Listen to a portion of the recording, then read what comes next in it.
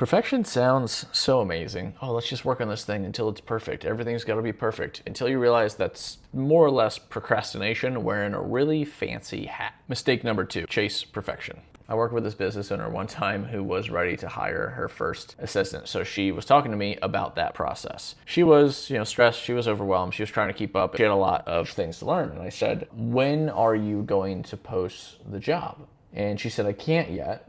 I have to record all the trainings. I have to get all these things set up. I have to do this. I have to do that. And everything's got to be perfect first.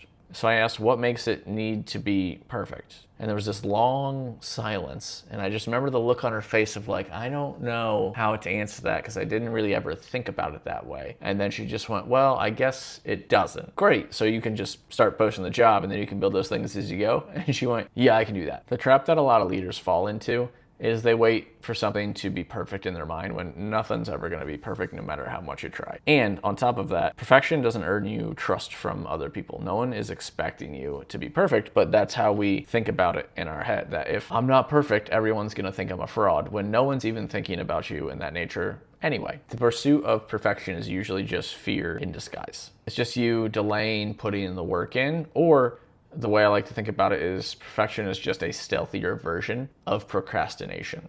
And if that's true, then we just need to think, well, what's the exact opposite of that? How do I get over perfection? The simplest answer is action. How can I make this one step better? How can I focus on the next steps of getting this out to the world instead of the next step of tweaking and tweaking? Because when you're focused on perfection, you actually need feedback to know what parts to perfect, which requires people having the thing that you're trying to perfect to then give you feedback so then you can make it better. So you don't need to have the perfect plan or the perfect words or the perfect timing. Like none of that stuff matters and nobody cares. You just need to take the next step, even if it's really, really small and doesn't seem significant to you at the time. So this particular chapter dives deep into how perfection may be showing up for you and how to break that pattern by taking small, imperfect actions every single day. Because when people chase perfection, they just end up exhausted and frustrated and they're just kind of standing still. It feels like they're on a hamster wheel and they're not getting anything done. And no one really wants to follow a leader who's not actually going anywhere. I'm Travis Dennerpool, author of How to Suck as a Leader. This book breaks down the top 15 mistakes leaders make, the ones that destroy culture, break trust, and just completely demolish motivation, and shows you how to flip those and turn those into strengths. When we're talking about leadership, we're all just trying to really figure out how to get our team to stop doing dumb shit. And most self-help books in the leadership space that I've read are very long, boring, and quite repetitive. I wrote this to sound like a casual chat between two people over a beer or a coffee, short, to the point,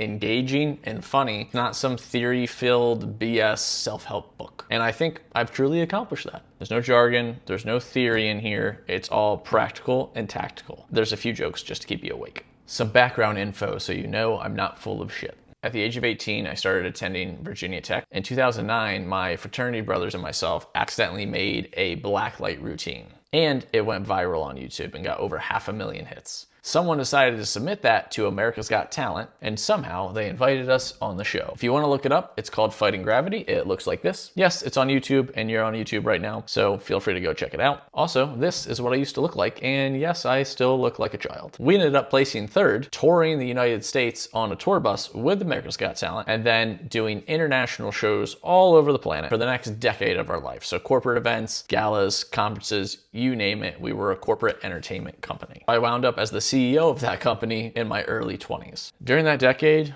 corporate shows, 7-figure events, a swing and a total miss at an off-Broadway show in New York City, think Blue Man Group, but with black lights instead. And then 6 years in a CrossFit gym, going from intern to head coach to general manager. Then I started my own online business and made more money than I ever thought possible. And after that, I joined a mentorship company where I was the director of client success. I had a team of 10 on about a team of 30 and helped that company go from about 2 million in revenue to 8 million in revenue. And during that time, we served literally thousands of clients, all of whom were business owners. Point is, everything in the book actually comes from leading, messing it up, fixing it, and doing that again and again and again so that you don't have to. If you're ready to stop sucking as a leader, grab my book, How to Suck as a Leader, on Amazon. It's available right now.